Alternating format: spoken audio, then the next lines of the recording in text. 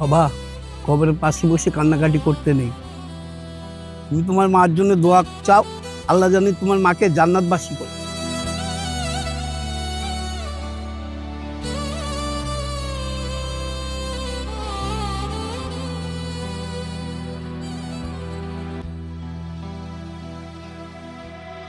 তাহলে আগামীকাল সকাল 10টায় স্টেশনে চলে আসবে। আমি সময় মতো ব্যাগ নিয়ে তোমার কাছে চলে আসবো। আমরা অনেক দূরে কোথাও চলে যাব। প্লিজ এবার লেট করো না।